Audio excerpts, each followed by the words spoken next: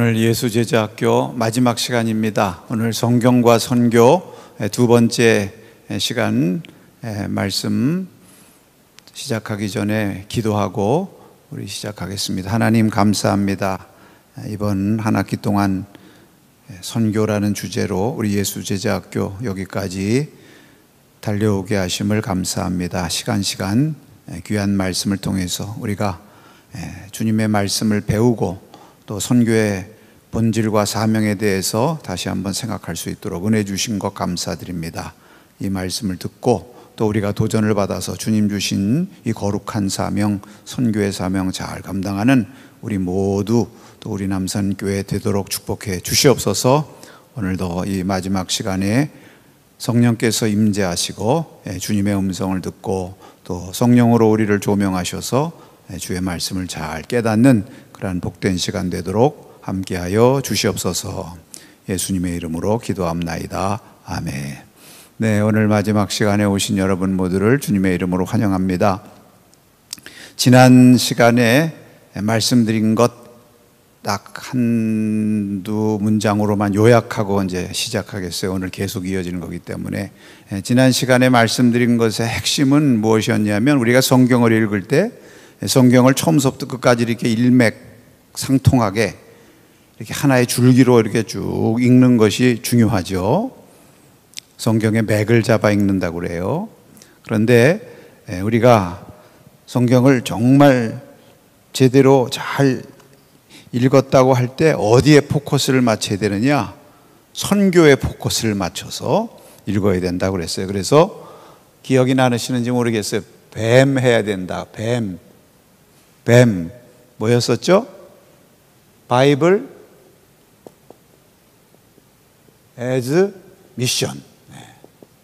성경은 선교적인 책이다. 근데 그러면 뭐 성경이 선교에 대해서만 얘기하고 있느냐? 아니지 않느냐? 뭐 다른 여러 말씀이 있죠. 그럼 맞아요.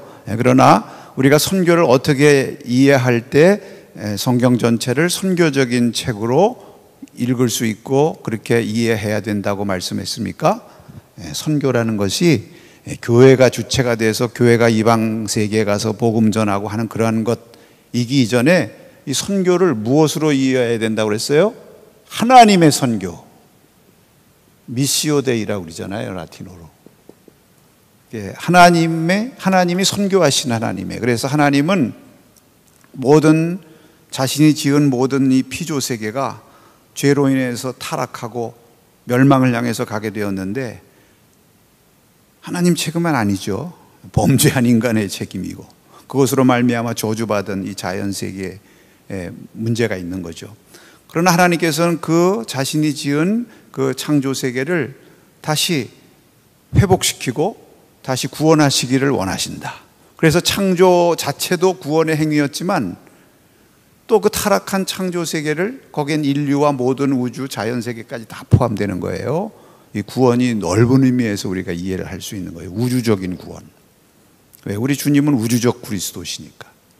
그래서 그 모든 부패하고 타락한 멸망으로 향해 가고 있는 그 이 인류와 모든 이 피조 세계를 다시 구원하시고 회복하시기 위한 일을 즉시 시작하신 거예요.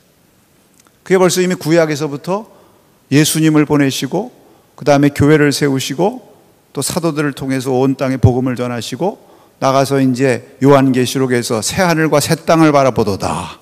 하나님의 역사하심으로 회복된 새 하늘, 새 땅, 천국, 이 환상을 보여주시기까지 그 처음부터 끝까지 하나님의 구원하시는 선교의 활동, 또 그런 목적으로 모든 사건들이 그 배경에는 하나님의 구원의 계획, 이 배경과 그 목적을 가지고 모든 성경의 사건들이 이렇게 이루어진다.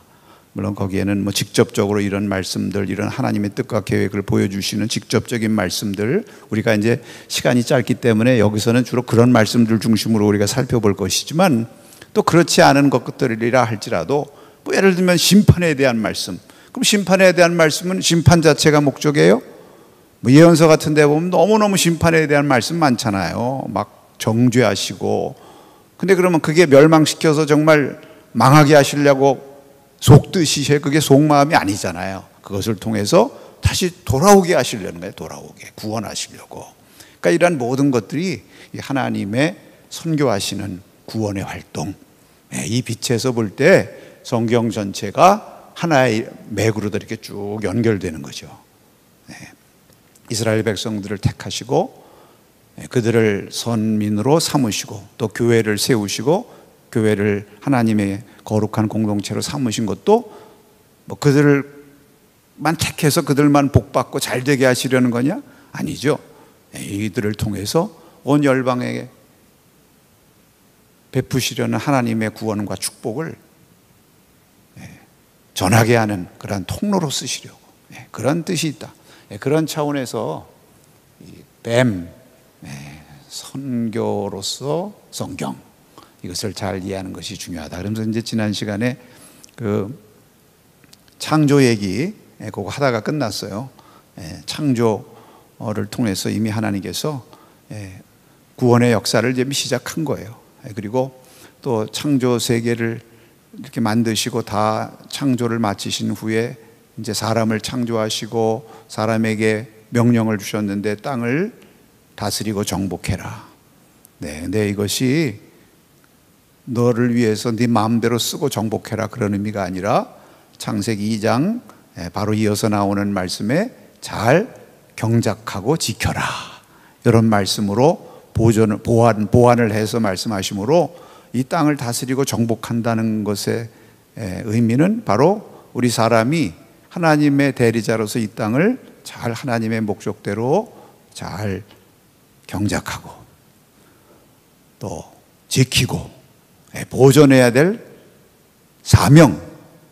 사실 여러분, 사명이라는 게 영어로 미션이에요. 세상에서 우리는 교회에서 선교라고 쓰지만 세상에서는 미션, 임파서블 이런 영화 제목처럼 세상에서는 이 미션을 사명이라고 써요. 그러니까 이 사명이나 선교나 사명 같은 거예요. 그런 사명을 이미 주신 거예요. 그게 이제 창조 보존의 사명.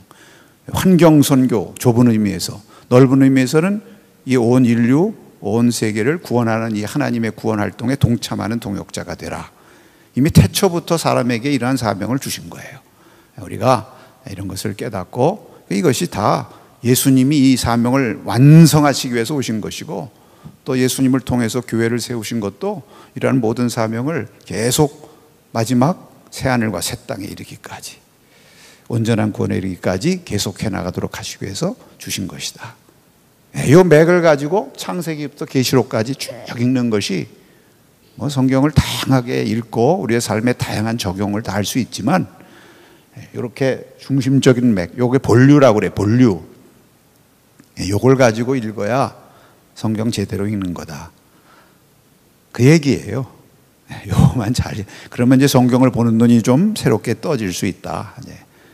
새로운 것도 아니에요. 사실 이게 근본인데 이걸 외면하고 자꾸 다른 것을 지류를 본류처럼 이렇게 혼동을 하니까 성경을 아전인수격으로 해석하고 그런 일도 생기는 것인데, 오늘 그 말씀을 이제 계속 하려고 하는 것입니다. 그래서 이제 오늘 계속 이어서 이제 창조 얘기를 이제 지난번에 했는데, 그래서 하나님이 이렇게 창조 세계를 아름답게 지으셨는데 그러면 인간이 어떻게 했습니까? 불순종했어요. 불순종. 그래가지고 타락하고, 그래서 인간만 저주받고 에덴에서 쫓겨난 것이 아니라 땅도 저주받았어요. 엉겅퀴와 가시를 내는 그러한 땅이 되고 말았어요. 그럼 하나님이 그냥 이제 멸망하고 타락한 대로 내버려 두셨느냐? 아니에요. 그 즉시 또 하나님이 구원의 선교 활동을 이제 시작하시는 거예요. 왜? 하나님은 신실하신 하나님이기 때문에 자신이 한번 택하고 구원한 자들 버리지 않으시잖아요. 그래서 성경에 보면 이미 에덴 동산에서 쫓겨나는 아담과 하와를 위해서 가죽옷을 지어 입히셨다, 이런 말씀이 벌써 나와요. 네. 가죽옷을 지어 입히셨다는 것은 그 가죽옷을 짓기 위해서는 또 누구 희생된 짐승이 있다는 얘기죠. 그래서 이게 벌써 그 다음에 나오는 속죄제사, 여기에 대한 벌써 이 예표가 벌써 거기 나오고, 또 그런데도 인간들이 죄를 계속 지어가지고 노아시대 홍수로 심판하시잖아요. 그럼 하나님이 그냥 홍수로 심판하게 다 내버려 두시느냐? 아니죠. 또 그래서 노아라고 하는 그 의인의 가정을 통해서 방주를 짓게 하시고 구원의 역사를 계속 이어가셔. 그래서 또 노아의 방주는 장차 오실 예수님, 또 예수님의 몸된 교회의 예표다. 우리가 또 이렇게 이제 다 이게 선교적인 의미가 있는 것이죠. 자, 그런데 이제 이렇게 하면서 이제 중요한 말씀이 이제 본격적으로 시작되는데, 이런 하나님의 구원의 역사의 이제 결정적인 사건이 무엇이냐면은 창세기 12장이죠. 무엇입니까? 아브라함을 부른 사건이에요. 네, 그래 아브라함을 부르셔서 이제 하나님께서 하나님의 구원의 역사를 이제 이루어 가시는데, 특별히 한 민족을 택하셔서, 택한 아브라함의 후손들을 택하셔서, 예수님도 아브라함의 후손이에요, 사실은. 네, 우리 저와 여러분도 아브라함의 후손이고, 혈육적으로는 후손이 아니지만 이미 사도 바울께서 갈라디아서에서 우리 로마서도 다 그 서신, 우리가 다 아브라함의 영적으로 후손이에요. 믿음의 후사들이고. 그래서 이 이제 아브라함, 이스라엘을 택하셔서 이들을 통해서 하나님의 구원의 역사를 이루시는 이 말씀이 나오는데, 이게 이제 성경의 이제 거의 대부분을 차지하는 그런 말씀. 여기 핵심적인 말씀이 창세기 12장 2절에서 3절인데요. 한번 보겠습니다. 내가 너로 큰 민족을 이루고 내게 복을 주어 내 이름을 창대하게 하리니 너는 복이 될지라. 너를 축복하는 자에는 내가 복을 내리고 너를 저주하는 자에게는 내가 저주하리니 땅의 모든 족속이 너로 말미암아 복을 받을 것이라 하신지라. 여러분, 이 말씀이요, 사실은 여기에 성경 전체 선교의 핵심이 다 들어있고 하나님의 백성을 향한 하나님의 뜻과 계획이 다 들어있어요. 여기 보면 하나님께서 먼저 택하셔서 복을 주셨어요. 그러니까 하나님 먼저 저와 여러분에게 복을 주시는 하나님이에요. 그래서 우리는 복을 받는 거예요. 복 받기 위해서 부름 받은 거예요. 그런데 그것으로 다가 아니라 그 복으로 말미암아 어떻게 땅의 모든 족속이 너로 말미암아, 복 받은 너로 말미암아 복을 얻을 것이라. 이 복이라는 말을 무엇으로 바꿀 수 있느냐 하면은, 사실 성경에서 말하는 복이라는 것은 물론 세상의 복도 말하지만 이게 본질적으로 무슨 복이에요? 구원의 복이에요. 제일 큰 복은 무엇이다? 구원입니다. 그러니까 이 복이라고 하는 말을 구원이라는 말로 바꿔서 읽어보십시다. 그럼 하나님께서 아브라함을 내가 너에게 구원을 주겠다. 너의 믿음을 보고 내가 너를 의롭게 여겨서 너를 구원하겠다. 그러나 그 구원으로 네가 구원받았다는 것으로 끝나는 것이 아니라 땅의 모든 족속이 너로 말미암아 구원을 얻을 것이라. 이렇게 바꿀 수 있잖아요.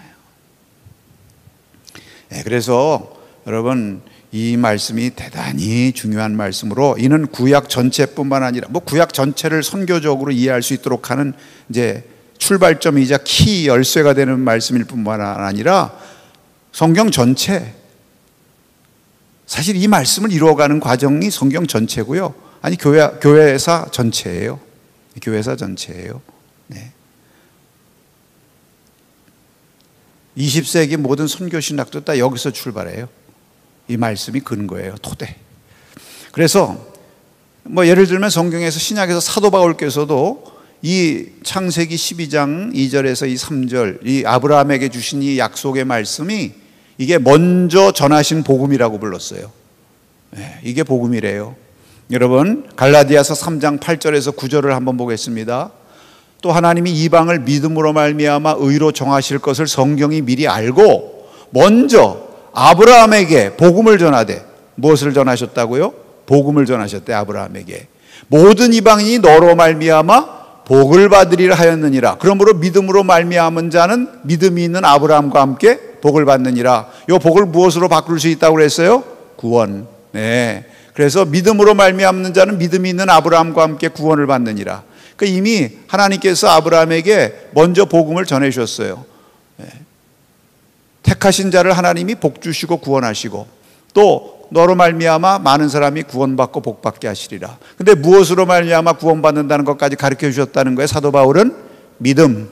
왜? 아브라함이 하나님의 부르심에 아멘하고 순종하고 믿었으니까. 네. 여기 벌써 복음이 다 있고 성경 전체 하나님의 선교의 핵심이 다 있어요. 네. 그러니까 여러분, 이것을 통해서 우리가 분명히 알아야 되는 것은,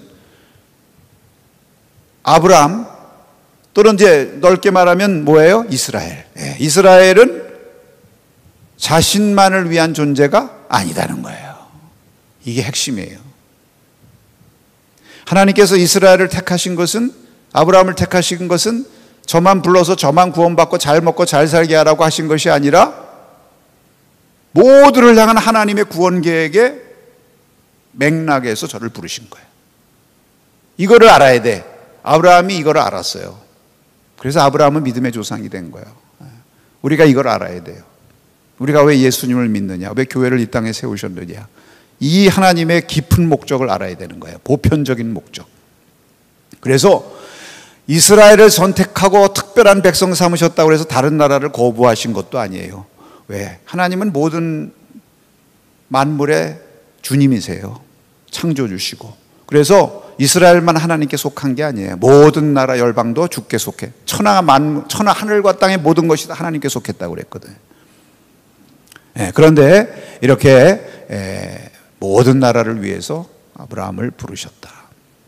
그래서 여기 20세기에 선교신학이 다 나와요. 우리 20세기 현대 선교신학의 핵심적인 말은 무슨 말이냐면은, 교회란 어떤 존재냐? 교회 for others, 다른 사람을 위한, 또는 for world, 세상. church for others, church for world, 이게 현대 선교신학의 핵심 키워드예요. 교회의 존재의의와 목적, 이걸 대표적으로 말한 분이 현대신학에 지대한 영향을 끼친 보네퍼 목사님의 교회론의 핵심이에요. 그 예수님은 누구시냐? 예수님도 타자를 위하신 존재다. Being for others라고 그랬어요.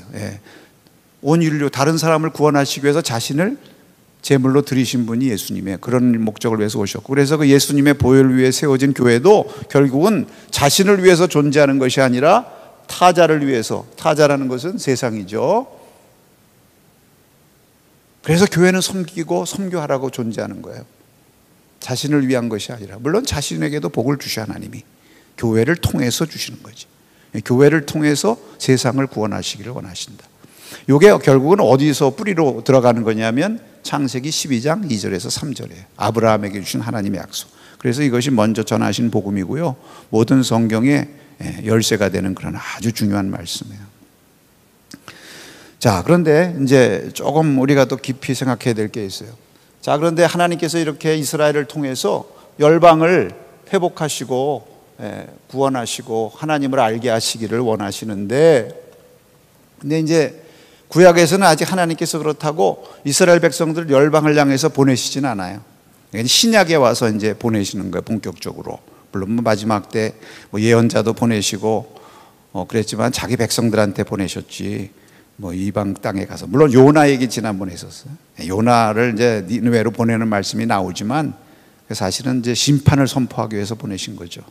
결과적으로 구원받아서 요나가 선교사 같은 일을 했지만 요나는 그거 안 하려고 도망가고 그랬던 사람이. 그러니까 약간의 차이가 있다는 건 지난 시간에 말씀드렸고, 그래서 구약에서는 이렇게 하나님의 백성이 세상을 향해서 이 구원의 통로로서 하나님의 구원의 역사를 이루는 도구로 이렇게 쓰기를 원하시는데, 신약과의 차이가 있어요. 신약에는 직접 보내심으로써, 예수님 이후로는 직접 예수님을 보내시고 예수님을 통해서 교회를 보내시고. 근데 구약은 아직 그런 것보다는 뭐가 구약에서는 중요하냐면, 구약은 하나님의 백성의 신앙과 삶이에요. 이것을 통해서 이스라엘 백성들의 이 신앙과 삶을 통해서 열방이 하나님을 알기를 원하세요. 근데 사실 여기서도 현대 신학의 이 선교 이해의 핵심적인 한 요소가 나와요. 삶으로서의 선교. 제가 금년에 선교적 삶에 대해서 첫 주제를 하고 계속 설교하는 것이 삶에 대한 설교하고 있어요. 왜? 여러분, 우리가 복음을 전할 때는 말로만 복음 전하는 게 아니라 말과 행위로 복음 전하는 거예요.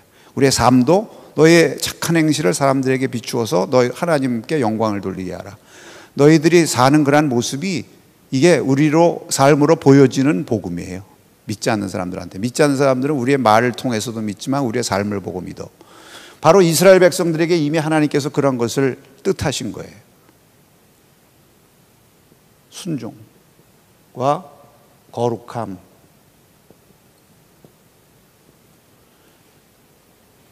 그러니까 하나님의 백성의 존재, 삶, 저들이 어떻게 사느냐, 이것이 이방 민족에게 하나님을 드러내는 수단이 되는 거예요.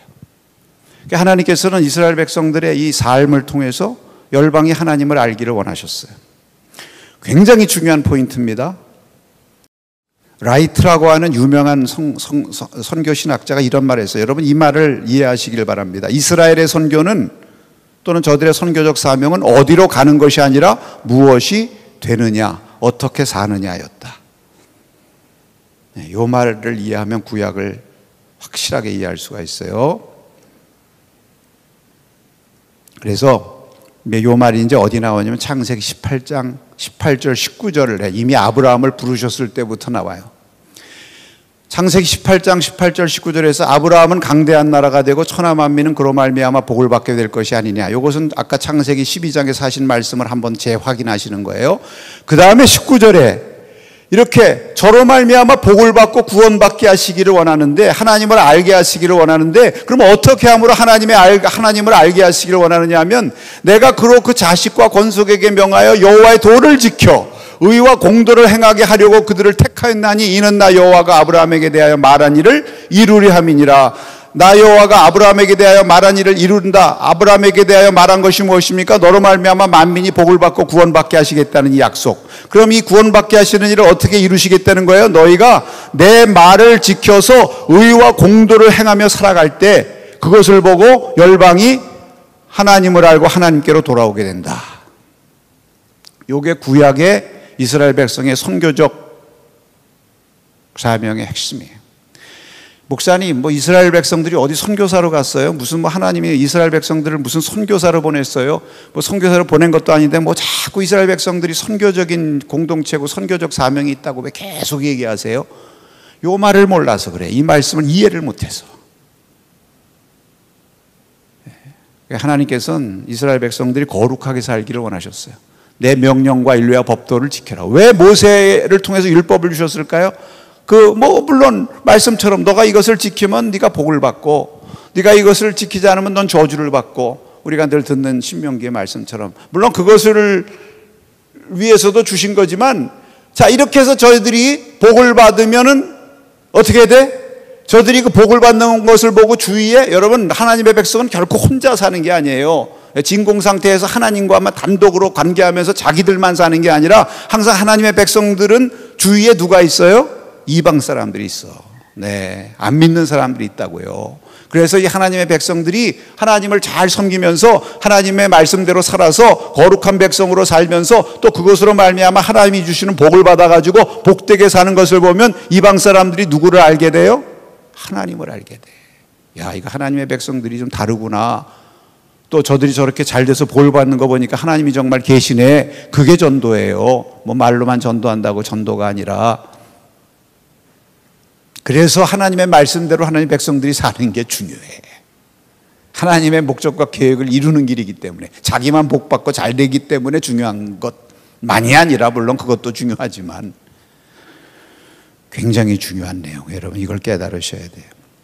그래서요, 이스라엘은 하나님의 거룩한 백성, 거룩한 백성 아니에요. 성민. 또 뭐라고 그랬습니까? 제사장 나라라고 그랬어요. 제사장 나라. 이렇게 제사장 나라 거룩한 백성이 됨으로써 자신의 선교적인 사명을 감당하는 것인데, 그것은 이렇게 저들이 거룩하고 순종하는 삶, 하나님의 도를 지켜서 그 길로 걸어가는 그러한 삶, 그런 것을 통해서 저들이 복을 받고, 그래서 하나님의 살아계심을 많은 사람들에게 드러내는 그러한 사명을 감당한다는 차원에서 너무너무 중요한 것이고, 그것이 하나님께서 이스라엘을 향하신 뜻이었어요. 부르신 뜻이었어요. 이런 순종과 거룩함의 선교적인 차원, 이것은 출애굽기 19장 5절 6절에서 이제 이스라엘을 본격적으로 택하시면서 이제 부르시면서 다시 재확인되고 있어요. 세계가 다 내게 속하였나니, 여기 세계가 다 내게 속하였다고 해서 이스라엘만 하나님께 속한 백성 아니에요. 온 세계도 다 하나님께 속해 있어요. 너희가 내 말을 잘 듣고 내 언약을 지키면 너희는 모든 민족 중에서 내 소유가 된다는 거예요. 그냥 너희는 내 소유가 아니라 모든 민족 중에서, 그러니까 모든 민족 가운데 택했다는 의미도 있지만 모든 민족이 보는 가운데 내 소유다. 너희가 내게 대하여 제사장 나라가 되며 거룩한 백성이 되리라. 너는 이 말을 이스라엘 자손에게 전할지라 그랬어요. 그러니까 이스라엘 백성들이 제사장 나라가 거룩한 백성이 되는 것은 항상 그 앞에 무엇을 염두에 둬야 돼요? 모든 민족 중에서. 모든 민족을 향해서 하나님의 이 살아계심과 하나님의 구원의 길을 알게 하는 거룩한 책임으로 그런 사명을 갖고 택함받고 은혜를 받은 것이다.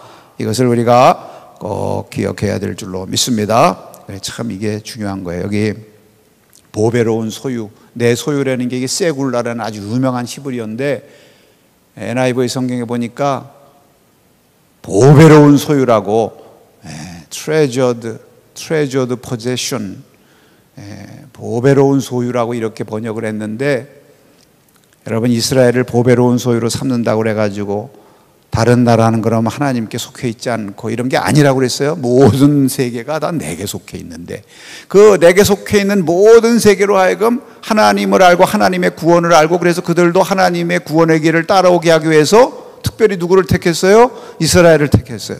그래서 이스라엘이 그 하나님의 말씀을 따라 그 길로 걸어감으로써 그 길로 걸어가니까 복받고 구원받고 잘 되더라.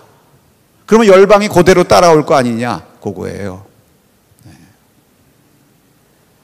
이게 하나님이 이스라엘을 택하신 목적입니다. 그게 거룩한 제사장이라는 말의 의미예요. 그래서 이스라엘은 하나님이 민족들에게 알려지는 수단이요, 또 민족들을 하나님께로 데려오는 수단이에요. 무엇을 통해서? 자신의 순종과 거룩함을 통해서. 이것이 성경 전체, 구약 전체의 사실은 핵심이에요, 핵심. 에레미야 33장 9절 한번, 그러면 뭐 신명기나 그럼 모세오경에만 이런 말씀이 나오냐? 아니다. 성경 전체에 나온다는 것을 제가 말씀드리기 위해서 에레미야에서 선지자에서 또 한 절을 읽는 겁니다. 이 성읍이 세계 열방 앞에서 나의 기쁜 이름이 될 것이며, 이 성읍은 어디예요? 예루살렘, 이스라엘 성읍이죠. 찬송과 영광이 될 것이며 그들은 내가 이 백성에게 베푼 모든 복을 들을 것이요, 듣기만 아니라 볼 것이죠. 봐요, 봐. 내가 이 성읍에 베푼 모든 복과 모든 평안으로 말미암아 두려워하며 떨리라. 두려워한다는 건 뭐예요? 하나님 경외하게 된다는 거예요. 그럼 반대로 이스라엘 백성들이 그럼 하나님의 말씀대로 살지 않아, 불순종해. 그럼 어떻게 됩니까? 심판받고 재앙이 임하죠. 그래서 바벨론 포로로 붙잡혀가고 나라가 망하고. 그러면 이방인들 가운데서 수치거리가 돼. 여러분 꼭 성경은요, 하나님이 이스라엘 백성들에게 재앙과 심판을 선포하시고, 너희들 불순종했지, 우상 섬겼지, 그럼 너희들 내가 심판하리라. 너희가 이방 사람들한테 포로로 잡혀가리라. 무슨 재앙을 당하리라. 그러면서 꼭 하시는 게 있어요. 그들 앞에서 수치가 되리라. 그러니까 이것은 하나님의 영광 가리는 거야, 반대로. 믿으려고 했던 사람들도 안 믿어. 저 이스라엘 백성들 저 하는 꼴이나 살아가는 거 보고 저 결과를 보니까 하나님 아무것도 이렇게 된단 말이에요. 그래서 여러분, 하나님께서 다시 이제 에스겔서에 보면은 이제 다시 이스라엘 백성들을 회복하시는 종말론적인 비전을 선포하시죠. 이스라엘 백성들을 다 다시 예루살렘으로 모으시고 다시 회복시키신다는 이제 그런 비전의 말씀을 계속 이제 후기의 연설을 통해서 주시는데, 왜 그럼 하나님께서 다시 이스라엘을 구원하시고 그들을 회복시키시냐? 다시 수치거리가 되었던 이스라엘 백성들, 그리고 수치거리와 함께 누구의 이름도 영광을 가렸어요? 하나님의 이름. 하나님의 이름도 이방 사람들한테 조롱거리가 됐어요. 이스라엘의 그 모습 때문에.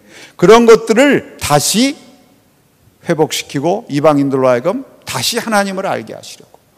이스라엘 백성들을 저렇게 다시 회복하고 다시 일어나는 거 보니까 하나님이 살아계신 거, 돌아가시지 않은 거 맞네.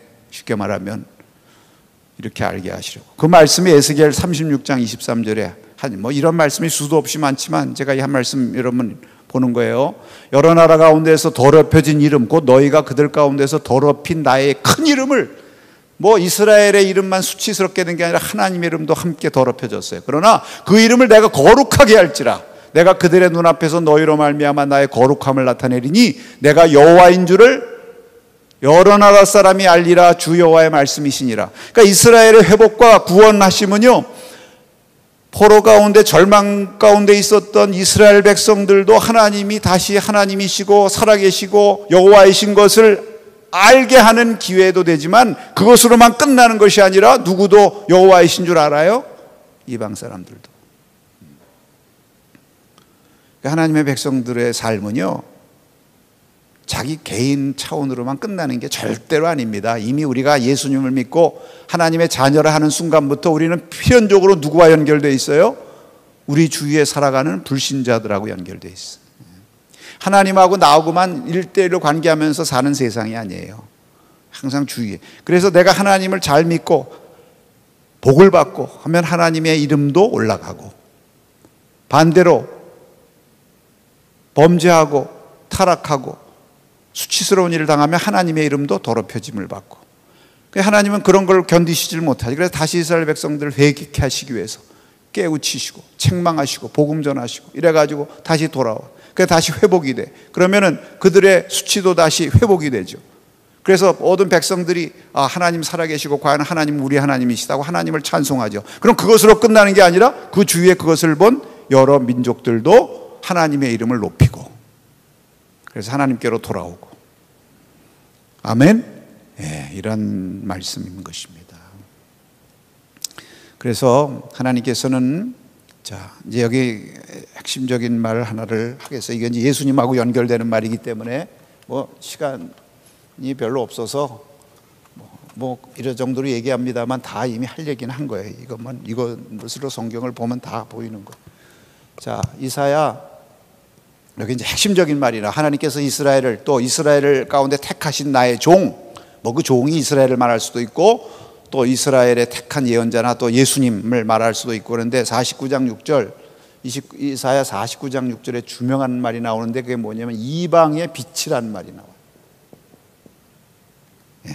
자, 봅시다. 49장 6절. 그가 이르시되 내가 나의 종이 되어 야곱의 지파들을 일으키며 이스라엘 중에 보존된 자들을 돌아오게 할 것은 매우 쉬운 일이라. 내가 또 너를 이방의 빛으로 삼아 나의 구원을 베풀어서 땅끝까지 이르게 하리라. 굉장히 중요한 본문입니다. 여기 너는 누구일까요?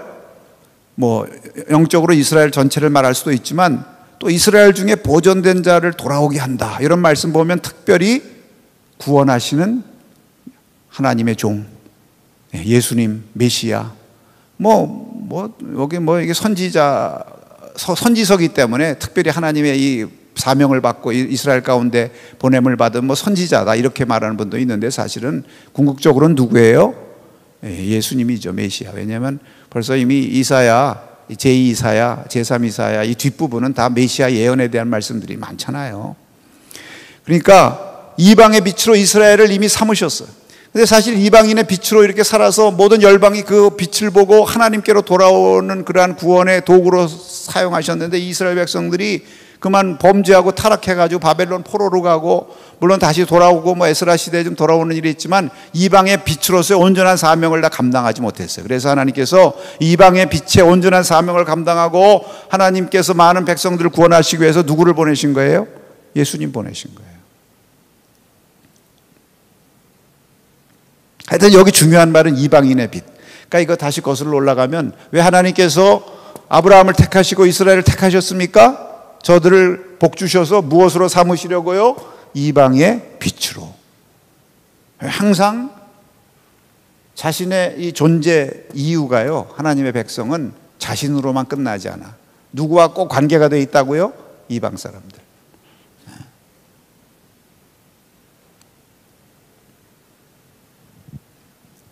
근데 이제 이 이방인의 빛이 누구냐? 이게 이제 예수님이 오심으로 이게 이제 이루어지는 거예요. 그러니까 원래 하나님께서 이스라엘을 택하셔가지고 이스라엘 백성으로 말미암아 열방의 빛이 되고 하나님의 증인으로서 이렇게 하시려고 그랬는데, 이스라엘 백성들이 그거 하나님의 뜻을 성취시키질 못했어요. 연약해가지고. 그래서 하나님께서 이 일을 온전케 성취시키기 위해서 누구를 보내신 거예요? 예수님을 보내신 거예요. 하나님은 절대로 구원의 일을 자기 백성들이 실망시키고 제대로 이루지 못한다고 해서 포기하지 않으세요. 대체자를 삼아. 그러니까 여러분, 하나님은요, 이 사람을 통해서 무슨 하나님의 역사를 이루기로 일하고 싶으셔. 근데 잘하면 하나님 영광 받으시고 본인도 복이고 주위에도 영광이 되는데 못해.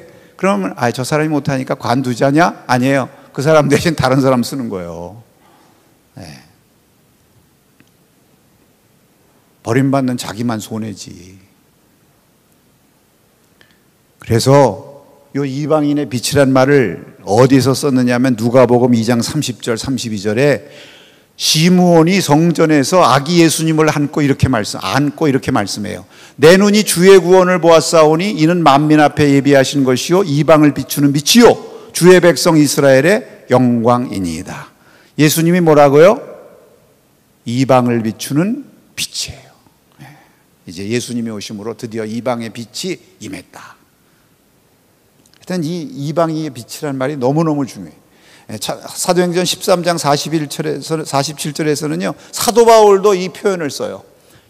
여기 이제 내 종, 이 종을 이방의 빛으로 삼는다고 그랬는데, 사도 바울이 유대인들이 복음을 자꾸 거부하고 자꾸 배척하고 막 그러니까 이제 뭐라고 얘기합니까? 아주 뭐 예수님 말씀처럼 정말 발에 있는 먼지도 따로버리고, 그래 너희들 그렇게 자꾸 거부하니까 너희들을 통해서 하나님이 먼저 구원해서 그 다음에 이방 사람들 구원하게 이렇게 하나님이 생각을 하시고 내가 너희들한테 복음 전했는데 이게 자꾸 거부하니까 안 되겠다. 그러니 이사야 49장 6절에서 말씀하신 것처럼 이제는 내가 이방의 빛으로 이방인들에게 가서 복음 전해야 되겠다 하면서 이 말씀을 인용한다고요.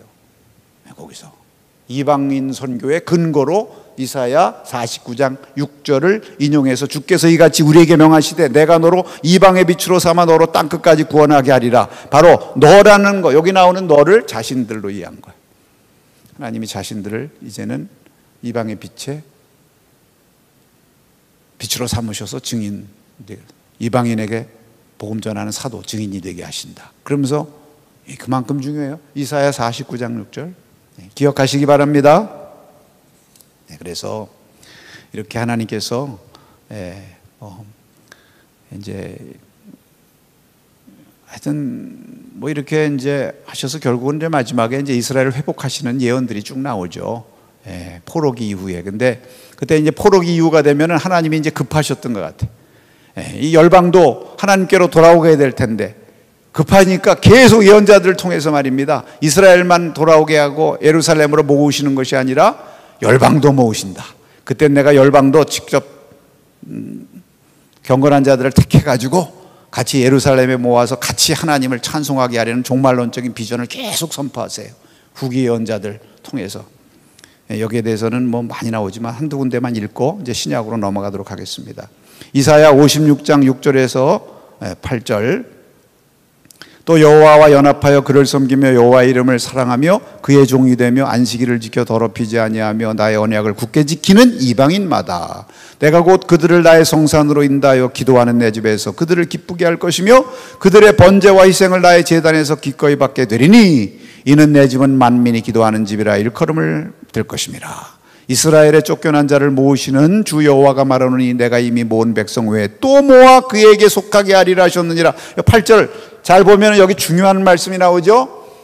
하나님은 어떤 하나님이시라고요? 여러분 여기서 캐치하셨습니까? 이스라엘의 쫓겨난 자를 모으시는 주 여호와, 모으시는 하나님. 네, 하나님은요 모으시는 하나님, 다시 회복하여 구원하시는 하나님, 양떼를 양우리로 다시 이렇게 모으시는 목자처럼 모으시는데, 자, 중요한 건 이 말씀 가운데 보면은 모으는데 이스라엘만 모읍니까? 아니죠. 먼저 이스라엘의 잃어버린 양들, 포로 갔던 사람들, 흩어진 양떼들 다시 예루살렘으로 이스라엘 백성들 모으지만 그와 함께 또 누구를 모으겠다고 그랬어요? 여기 바로 앞에 8절 내가 이미 모은 백성 외에, 이미 모은 백성은 누굽니까? 이스라엘의 남은 자들, 회복된 자들 또 모은데 누구예요? 이방인들. 그래서 이방인들 가운데도 경건한 자들이 이제 일어나요. 믿는 자들이. 그래서 안식일도 지키고 하나님 섬기는 자들을 같이 모아서 이스라엘과 이방인이 함께 섞인 무슨 공동체예요? 예루살렘. 이제 새로 회복된 예루살렘은요, 이스라엘과 이방인이 함께 섞여서, 하나님이 그렇게 모으셨기 때문에 함께 섞여서 함께 하나님을 찬송하고 예배하는 공동체가 되는 거예요. 성읍이 돼. 이게 이제 예표입니까? 교회죠, 교회. 그래서 이제 교회 안에는 앞으로 예수님을 통해서 이루어지실 새로운 교회 안에는 이스라엘만 있어요? 아니에요. 이방인들이 함께 섞여. 그래서 예수님이 오셔서 하실 일, 그래서 예수님이 오셔서 열방에 이제 복음을 전하고 하는 일들이 계속해서 이어집니다. 한 군만 읽고 넘어갑니다. 이사야 11장 10절. 그날에 이새의 뿌리에서 한 싹이 나서 만민의 기치로 설 것이요 열방이 그에게로 돌아오니 그가 거한 곳이 영화로우리라. 네. 자, 그래서 이제 구약은 이 정도로 하십시다. 하여튼 아브라함서부터 예언서 포로기 이후에 이 모으시는 하나님에 대한 이 말씀처럼 성경을 전체적으로 이렇게 일관되게 하는 것이 결국 무엇이요? 하나님의 선교예요. 이런 시각에서 이스라엘의 거룩함도 봐야 된다. 네. 뭐 사실 구약의 대부분은 무엇에 대한 기록이에요? 이스라엘의 거룩함. 거룩한 제사장 백성이라는 거. 그래서 그것을 하라는 말씀이고 하지 못했을 때 심판받는다는 얘기고 다시 했을 때는 복 주신다는 얘기가 구약 거의 전체라고 말해도 과언이 아닌데 왜 하나님께서 이스라엘을 거룩하게 살라고 그렇게 말씀하셨을까요? 이스라엘만 복 주려고 거룩하게 살아서 하나님의 복을 받음으로 말미암아 누가 또 하나님을 알게 하시려 한다고요? 이방인. 우리는 절대로 다시 반복합니다. 내 삶의 태도로 해서만 사는 사람이 아니에요. 하나님과 우리와의 관계는 반드시 누구와 연결이 되어 있다? 불신자들하고 연결이 되어 있어요. 적게 가정에서는 가정 안에서도 안 믿는 식구들이 있을 거 아니에요. 그 사람들이 보고 있어. 이걸 항상 우리가 기억해. 자, 신약.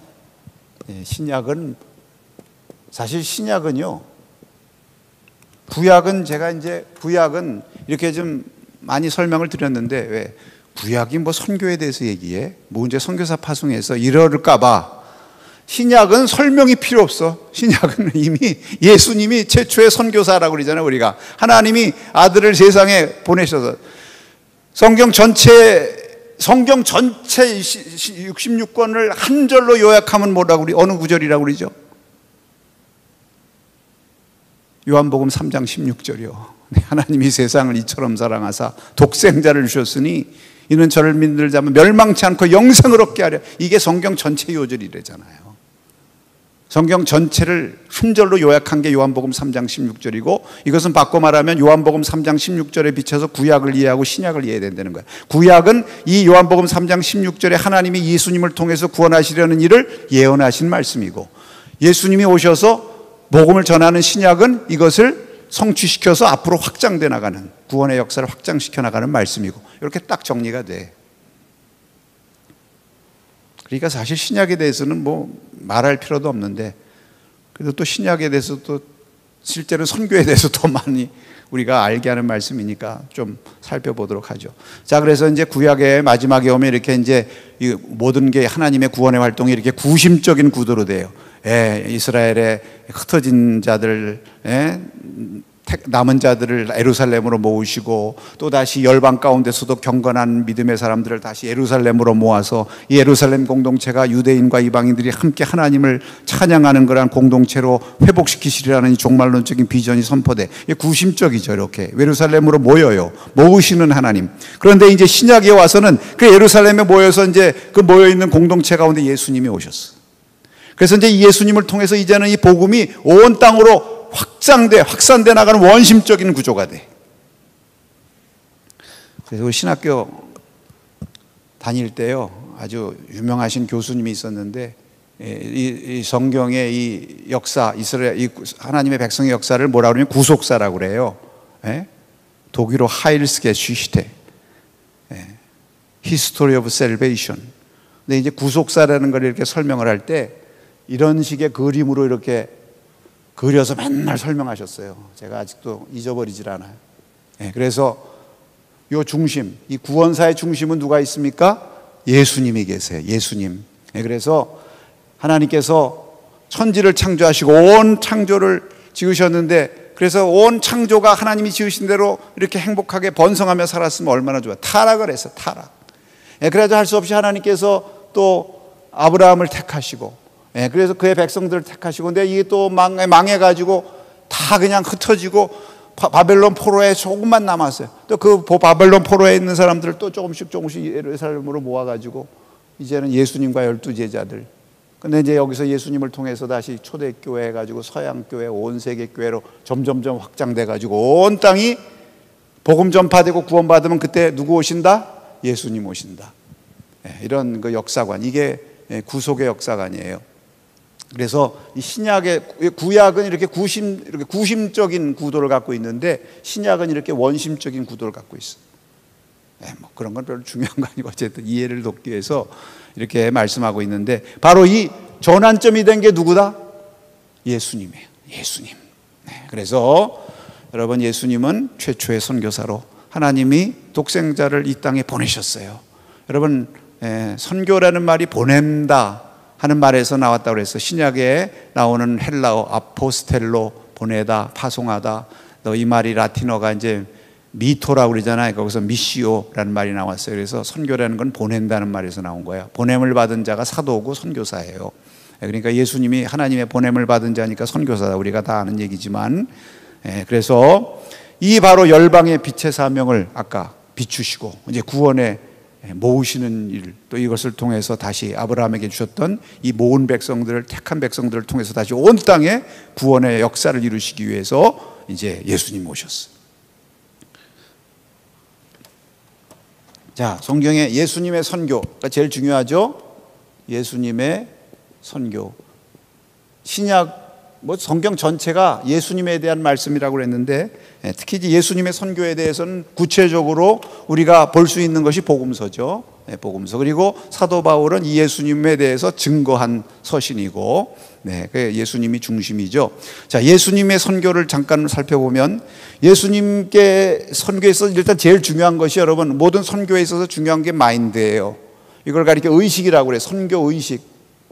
선교 의식, 사명감, 뭐 소명의식 다 같은 말인데, 여러분, 예수님은 보내심을 받았다고 하는 선교의식으로 충만하셨어요. 일단 우리가 선교의식부터 갖는 게 중요해요. 그래서 여러분, 예수님의 정체성, 나는 아버지로부터, 하늘로부터 보냄받은 자다, 이 의식. 그래서 내가 사명은 무엇이냐? 나를 보내신 이의 일을 하는 것이다. 너무너무 중요하잖아요. 요한복음 6장 38절에서 39절, 내가 하늘에서 내려온 것은 내 뜻을 행하려 함이 아니요 나를 보내신 이의 뜻을 행하려 함이니라. 나를 보내신 이의 뜻은 내게 주신 자 중 내가 하나도 잃어버리지 아니하고 마지막 날에 다시 살리는 이것이니라. 누가복음 4장 18절에서 예수님은 이 선교의식을 분명히 스스로 선포하셨어요.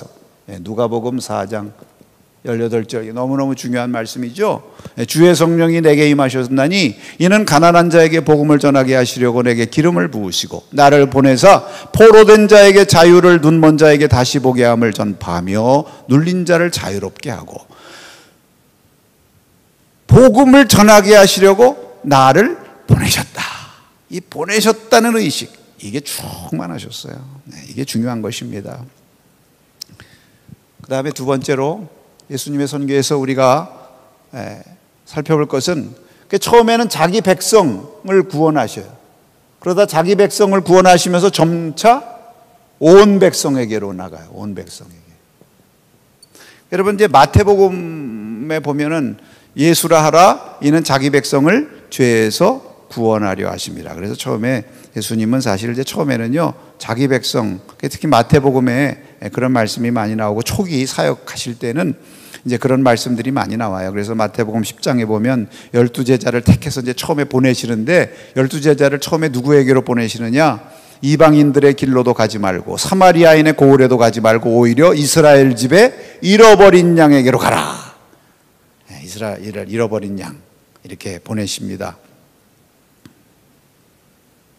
그러나 예수님은요, 본인이 오신 게 온 인류를 구원하시기 위해서 오시고 또 모든 민족을 품고 계신 예수님이기 때문에 그것으로 그치시는 게 아니라, 처음에 이제 자기 백성을 향한 선교의 사명에 우선 집중하셨지만 점점 온 백성. 그래서 그 다음에 여러분 복음서에도 보면 이미 예수님이 이제 그 다음에는 어떻게 하냐면 마태복음 15장 그 뒤로 가면 이제 두로와 시돈으로 다니셔.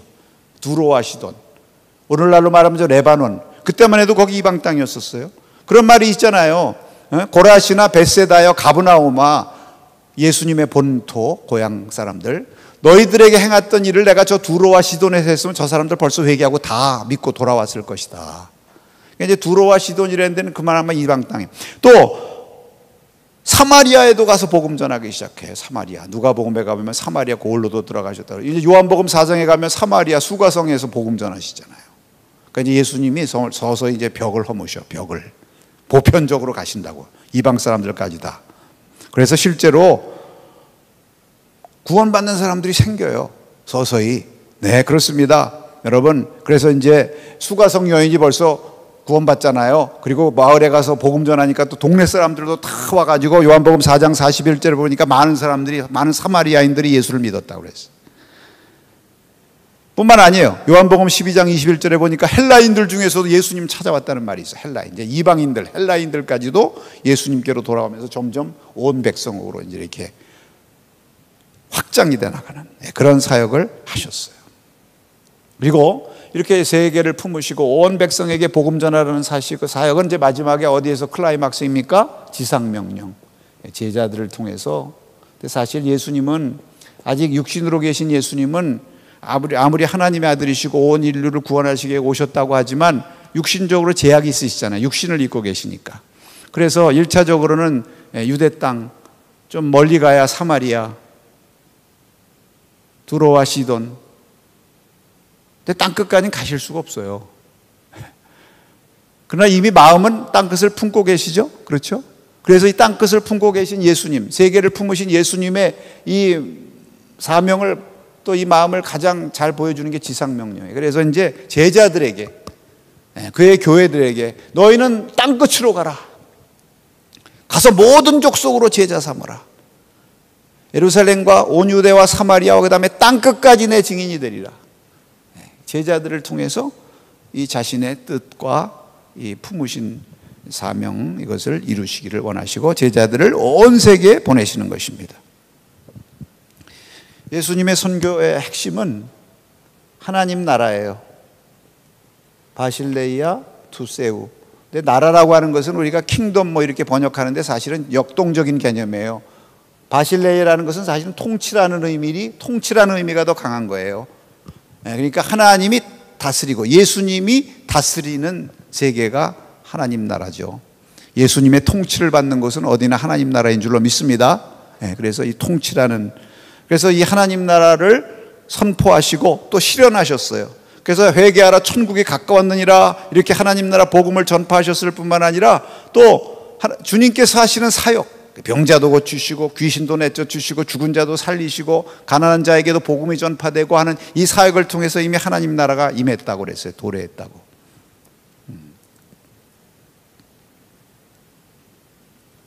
예수님 하나님 나라를 이렇게 선포하셨고, 그 다음에 예수님의 사역은, 이건 제가 설교 시간에도 얘기했지만 총체적인 선교라고 말할 수가 있어요. 총체적 선교라는 것은 왜 이런 말씀을 드리냐면, 우리가 선교를 제대로 해야 될 때, 우리 교회나 우리 선교사들이나 우리 선교하는 사람들이 선교를 제대로 하려면 예수님의 이런 선교들을 다 본받아야 되기 때문에 그래요. 본떠야 되기 때문에. 총체적 선교라는 것은 전인적 구원을 지향하는 선교를 말하는 거예요. 사람이라는 것은 몸도 있고 정신도 있고요, 영도 있어요. 영혼. 그래서 몸도 구원하고 정신도 구원하고 영혼 구원을 통해서 완성이 되는 거예요. 영혼 구원은 예수님을 믿고 복음을 영접함으로 영혼 구원 받는 줄로 믿습니다. 믿음의 결국은 영혼 구원이라고 그랬어요. 정신도 구원받아야 돼요. 그래서 예수님이 귀신들 많이 쫓아냈죠. 귀신은 정신이 나간 사람이거든. 그것도 고쳐주셨어요. 또 몸도 구원하셨어요. 병든 자들 고쳐주시고. 이걸 총체적 선교라고 그래요. 그래서 선교사들이 그래서 병원도 세우고 학교도 세우고 이렇게 하는 거예요. 교회도 세우고. 이걸 총체적 선교라고 그래요. 그래서 예수님은 이런 총체적 선교를 하셨다. 이게 이제 마태복음 9장 35절에 나오잖아요. 35절에. 마태복음 9장, 예수께서 모든 도시와 마을에 두루다니사 그들의 회당에서 가르치시며 천국 복음을 전하시며 모든 병과 모든 악한 것을 고치시니라. 또 예수님은 무리를 보고 불쌍히 여기시는 마음 가지고 하셨어요. 이게 예수님의 마음이에요. 그러니까 이 불쌍히 여기는 마음이 또 중요해요. 이게 예수님의 심장이라고 그랬어요. 사도 바울이 불쌍히 여기는 마음, 구령열, 네, 구령열. 그리고 예수님의 선교에 또 하나만 더 말씀하면 동역을 하셨어요, 여러분. 예수님이 왜 큰일을 할 수 있었느냐? 동역을 하셨다는 거예요. 하나님의 아들이 그렇게 놀라운 능력을 갖고 계시지만 혼자 하시지 않고 제자들과 함께 동역하셨어요. 그래서 예수님이 공생의 처음부터 누구를 부르셨습니까? 제자들 부르셨어요. 사람을 낚는 어부가 되게 하리라. 그리고 제자들을 계속 훈련하셨어요. 너희들도 복음 전해야 된다 하면서 계속 보내시고 훈련하시고, 또 영혼 구령열에 불타라고, 예를 들면 요한복음 4장 35절에 좀 선교 좀 영혼의 구령열에 불타라 이래가지고 너희는 넉 달이 지나야 추수할 때가 이르겠다 하지 아니하느냐. 그러나 나는 너희에게 이르노니 너희 눈을 들어 밭을 보라. 희어져 추수하게 되었도다. 지금 희어져 추수하게 된 저 영혼들 좀 봐라. 이게 다 예수님의 제자 훈련이에요. 네, 선교 영혼에 대한 선교적인 그 열정을 막 동기부여하시고 막 도전하시고 그러는 거죠. 네, 이렇게 훈련을 하셔서 훈련. 그리고 제자들을 직접 보내시기도 하고, 그래 뭐 12제자 보내시는 거, 70인의 제자 보내시는 거, 이게 다 나와요. 성경에 다 나오고, 또 그 제자들이 나가서 열심히 복음 전파하고 돌아오니까 너희 이름이 생명책에 기록된 것으로 인해 기뻐하라. 그 복음을 전하는 자들에게 주시는 하늘의 약속과 상급까지도 다 말씀하셨어요. 얼마나 철저하게, 예? 우리 예수님께서 이 동역하시고 제자들 훈련시키시고 상급까지 말씀하시고, 예, 이렇게 하셨기 때문에 하나님의 역사가 놀랍게 일어난 거예요. 참 예수님, 그러니까 이 동역이라는 게 너무 중요한 거예요. 그렇죠? 선교는 동역이다 이런 말이 있잖아요. 혼자 하는 게 아닙니다. 함께하고 동역하고, 예, 선교사들과 교회와 하나님과 인간과 모두가 다 동역해야 돼. 예, 혼자 각각 분량대로 우리가 열심히 복음 감당해야 되는 것이죠. 그래서 이렇게 열심으로 복음 전하시고, 제자들을 통해서 이제 이 일을 계속해 나가도록 하시기 위해서 제자들을 보내십니다. 그래서 여러분, 예수님은요 제자들에게 계속해서 온 열방에 대한 비전을 심어주세요. 마지막에 지상명령 뭐 다 그 비전 심어주시는 걸로 집중하세요. 이제 저희들이 해야 되니까. 예를 들어서 여러분, 요한복음 21장에 보면 예수님께서 갈릴리 바닷가로, 부활하신 예수님께서 갈릴리 바닷가로 제자들 찾아가시는 말씀 나옵니다. 이게 누가복음 5장에 첫 번 제자들을 갈릴리 바닷가에서 부르실 때하고 거의 대동소이해요. 그럼 왜 이 말씀을 여기 기록하셨을까? 찾아가셔서 뭐라고 하냐면 제자들에게 배 오른편으로 금을 던져라 이렇게 말씀하십니다. 첫 번째 누가복음 5장에서는 깊은 데 가서 금을 던져라. 비슷하죠? 어쨌든 배 오른편으로 가서 던지래. 그래서 던졌더니 이번에도 그물이 찢어질 정도로, 끌어올리기가 어려울 정도로 잡았다고 그랬어요. 첫 번, 네? 누가복음 5장하고도. 여러분, 이 찢어질 정도로 이렇게 잡는다는 게 이게 뭐예요? 너희들이 앞으로 이렇게 사람들 많이 낚을 것이다. 인커리지먼트 하는 거야. 인커리지먼트. 비전을 가져라. 나보다 더 큰 일도 할 것이다. 이런 말씀도 하셨잖아요, 예수님이. 네. 계속 인커리지 하셨어요. 인커리지. 사명을 주시고, 앞으로 너희들을 통해서, 이 복음을 통해서 온 민족에게 전파되고, 그래서 많은 선교의 열매들이 맺혀지게 될 것을 막 보여주시면서 계속 동기부여하셨어요. 동기부여.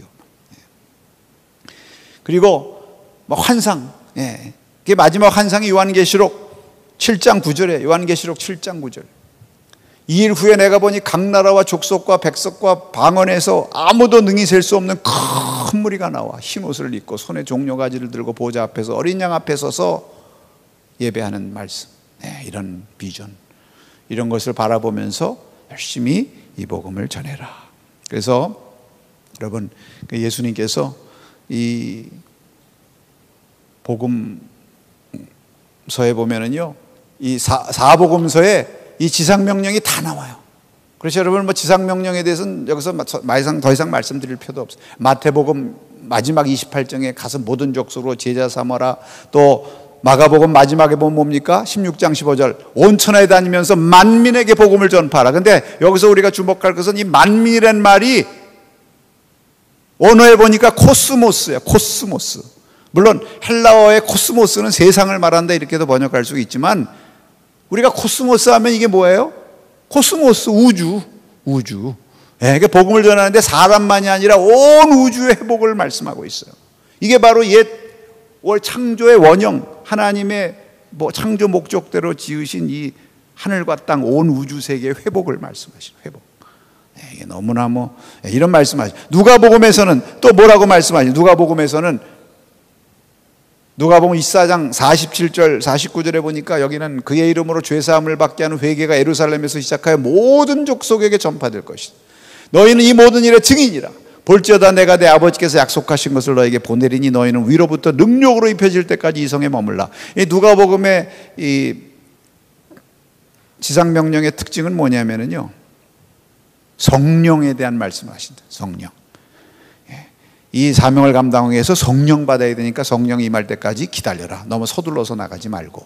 그리고 사도행전에서 이 말씀대로 이루어지죠. 이것은 이제 요한복음에도 나와요. 요한복음의 지상명령에는 아버지께서 나를 보내신 것처럼 나도 너희를 보내노라. 이게 이제 요한복음의 지상명령. 그러면서 거기도 성령을 받아라. 그래서 이제 선교와 성령, 이 제자, 사도들 세 가지가 뗄래야 뗄 수 없는 이러한 연관관계로 되게 돼요. 그게 이제 사도행전이에요. 사도행전. 그래서 여러분 사도행전은 우리가 이미 제가 사도행전에 대한 설교도 많이 하고, 그래서 여기서 살펴볼 필요가 있을까 싶을 정도로 이미 선교행전이니까 사도행전, 그렇죠? 사도행전, 선교행전, 성령행전. 여러분 사도가 된 거예요. 이제 제자들은. 사도가 무슨 뜻이라고 그랬습니까? 보냄을 받은 자. 여러분 사도라는 것은 무슨 권위 있는 직위, 직책, 자리가 아니에요. 자리가 사명이지. 사도라는 말은 보냄을 받은 자라는 뜻이지, 무슨 사도라는 자리에서 높은 자리에 있다 그런 뜻이 아니에요. 그리고 교회도 무슨 교회라고 그래서 사도적 교회라고 그래서 사도적 교회. 교회의 본질 가운데 하나가 사도적인 공동체, 보냄을 받은 공동체. 그래요 여러분, 사도란 말이 이제 사도행전을 덮은 거고요. 증인이라는 말도 13번이나 나오고 사도행전에서는. 그리고 이 증인의 사명을 감당하기 위해서 성령 충만 받는 것이다. 그래가지고 이제는 성령의 시대가 돼. 사도행전에. 그래서 이제는 성령께서 직접 증인들, 사도들을 이리 가라 저리 가라 보내시기도 하고요. 바나바 바울을 보내라 그러니까 안디옥 교회가 보내고, 또 빌립더러 가서 에디오피아 네시아한테 가서 복음 전해라 그러니까 또 가서 복음 전하고, 성령께서 직접 하세요. 직접. 이게 이제 여기 앞에 말했던 하나님의 선교, 선교의 주체는 하나님이시다가 이제 교회 시대, 교회 선교 시대에서는 성령이 주체가 돼가지고 하시는 거예요. 초대교회가 바로 이 성령 충만해가지고 증인 공동체였어요. 그래서 사도행전 5장 42절 이 한 말씀을 읽어야 되겠어요. 그들이 날마다 성전에 있든지 집에 있든지 예수는 그리스도라고 가르치기와 전도하기를 그치지 아니하니라. 이래가지고 복음을 전하는데요. 또 이제 복음을 또 흩어져서 전해야 되는데 또 예루살렘만 또 그렇게 모여 있으니까 또 박해를 주셔가지고, 그래서 또 흩어진 자들이 복음을 전하고, 또 바울과 같은 사람을 하나님이 회심시켜서 바울을 통해서 이방인의 사도로 온 땅에 복음 전하고, 마지막에 로마까지. 그리고 이제 여러분 사도행전 마지막에 보면 로마에서 복음 전하니라. 그리고 끝나요. 끝나지 않은 것처럼 끝나. 왜 그렇습니까? 따라합시다. 선교는 끝나지 않은 사명이다. 선교에는 끝이 없어요. 선교에는 끝이 없어. 계속돼야 될 사명이에요. 계속. 그래서 사도행전 29장 이후를 오늘날 저와 여러분이 계속 써나가야 된다. 이렇게 말씀을 하는 것입니다. 그래서 이렇게 해서 이게 사도행전에 이어지는 이런 말씀. 그리고 이제 마지막으로 사도 바울 잠깐 말씀하고 마치려고 해요. 여러분 이제 그 다음에 이어지는 성경이 사도 바울 서신인데, 바울 서신도 한마디로 말하면 바울이 선교하면서 쓴 거예요. 선교 활동하다며 다니다가 쓴 거예요. 1차, 2차, 3차 로마. 그러니까 선교의 열매로 써진 것이 바울 서신이고, 또 선교하에서 세워진 공동체 성도들에게 열심히 믿음 생활 잘하고 또 열심히 복음 전해라, 이렇게 전해라, 그것을 지침을 주기 위해서 쓴 목적으로 한 것이 또 바울 서신이에요. 그러니까 바울 서신도 선교적인 서신이다, 이렇게 말해도 과언이 아니죠. 그래서 또 이 바울 서신의 이름들만 봐도요, 여러분 바울 서신의 이름 로마서, 에베소, 고린도전서, 후서 다 도시 이름 아니에요. 도시 이름. 이게 뭐를 말하는 거니까 사도 바울이 도시로 다니면서 선교했다. 이게 이제 사도 바울의 선교 전략의 중요한 것 가운데 하나인데, 도시, 사람들이 모여 있고 교통이 막 사통팔달 연결되어 있는 게 도시니까 도시에서 복음 전해 온 땅으로 퍼진다 그래가지고 또 도시 중심에 선교했잖아요. 그래서 이게 또 이 서신 이름 자체가 이미 아, 사도 바울이 도시에서 선교를 해가지고 이렇게 서신 이름이 이렇구나. 아, 도시 중심으로 선교하는 게 중요하다는 얘기구나. 농촌에 가서도, 오지에 가서도 선교해야 되겠지만, 사람들 막 유동인구 많고 교통이 활발하고 막 복음이 전파력이 빠른 이런 도시에서 해야 되는, 이 사도 바울이 그렇게 한 거야. 이런 것들을 다 이미 보여주고 있어요. 뭐 사도 바울의 선교 소명감 이런 것은 뭐 예수님을 그대로 닮은 사람이고요. 네, 뭐 은혜의 빚진 자 의식을 가지고 열심히 복음 전하고, 그죠? 그러면서 또 말씀하십니다. 내가 이렇게 열심히 복음 전한 것처럼 너희도 복음 전해라. 요거만 성경 구절 몇 권 읽고 마치겠습니다. 고린도후서 5장 19절. 하나님께서 그리스도 안에 계시사 세상을 자기와 화목하게 하시며 그들의 죄를 그들에게 돌리지 아니하시고 화목하게 하는 말씀을 우리에게 부탁하셨느니라. 화목하게 하는 말씀 부탁하셨다. 이게 화평의 복음 전하는 얘기 아니에요? 디모데후서 4장 2절. 너는 말씀을 전파하라. 때를 얻든지 못 얻든지 항상 힘쓰라. 범사의 오래 참음과 가르침으로 경책하며 경계하며 권하라. 왜 그렇게 됩니까? 디모데전서 2장 4절. 하나님은 모든 사람이 구원을 받으며 진리를 아는데 이르기를 원하시느니라. 하나님은 모든 사람이 구원받기를 원하시기 때문에 태초부터 마지막 때까지 이 구원의 역사를 계속 이루어오신 거예요. 그래서 이것을 기록하고 이것을 하도록 우리를 보내시기 위해서 하나님 말씀을 기록하시고 우리를 구원해 주신 줄로 믿습니다. 그래서 저와 여러분은 늘 때를 얻든지 못 얻든지 복음 전하고, 또 우리의 말로만 아니라 우리의 삶을 통해서도, 요새 계속 주일날도 말씀 전하고 있습니다만, 복음에 합당하게 생활하라. 우리가 열심히 복음을 우리의 삶을 통해서도, 또 말로도 전하고, 섬김으로서도 전하고, 또 나눔으로서도 전하고, 또 동역하고, 열심히 선교에 동역하고. 그래서 열심히 동역하고 선교에 헌신한 사람에게는 약속까지, 예수님이 약속 주신 것처럼 하나님 나라의 생명책에 그 이름이 기록된다고 약속하신 것처럼 사도 바울도 약속을 주셨어요. 자신도 격려하고. 네, 이 말씀을 읽고 마치겠습니다. 다 같이 이 말씀을 읽겠습니다. 디모데후서 4장 7절에서 8절. 디모데후서 4장 7절에서 8절. 나는 선한 싸움을 싸우고 나의 달려갈 길을 마치고 믿음을 지켰으니 이제 후로는 나를 위하여 의의 면류관이 예비되었으므로 주 곧 의로우신 재판장이 그날에 내게 주실 것이며 내게만 아니라 주의 나타심을 사모하는 모든 자에게도니라. 네, 달려갈 길, 복음 전하는 사명의 길을 잘 달려갔어요. 자신도 하나님이 이제 면류관 주신대요.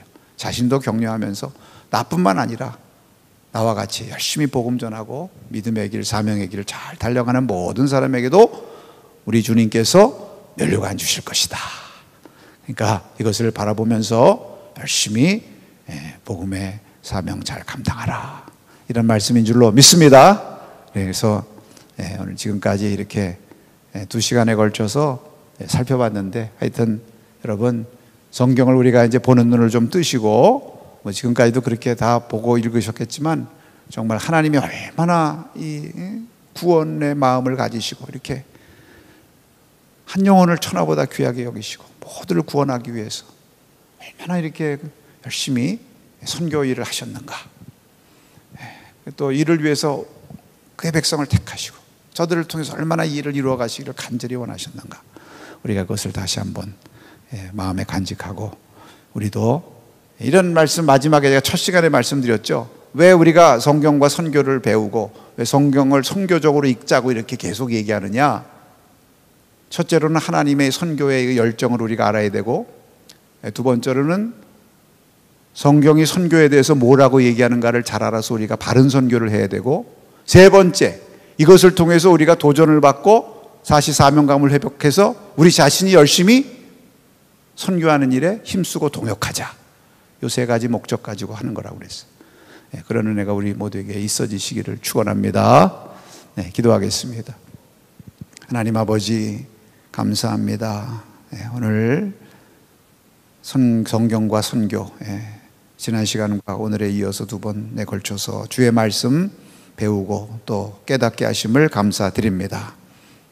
말씀을 통해서 한 말씀이라도 우리의 마음판에 새겨지고 또 잘 깨달아져서 우리가 성경을 정말로 바로 잘 읽고 이해하며 또 그 말씀이 우리의 삶의 길을 인도하고 사명의 길을 인도해서 정말 주님의 마음을 가지고 우리가 주신 선교의 사명 365 선교 실천, 우리의 삶의 자리에서나 또 우리가 때를 얻든지 못 얻든지 열심히 복음 전하는 자리에서나 어디에서나 열심히 이 사명 감당함으로 주님을 따라가게 하시고 또 주님을 기쁘시게 하며 또 우리에게 주신 하늘의 상급과 면류관 받아 쓰는 복된 성도 되게 하여 주시옵소서. 그런 우리 교회가 되게 하여 주실 줄로 믿습니다. 예수님의 이름으로 기도하옵나이다. 아멘.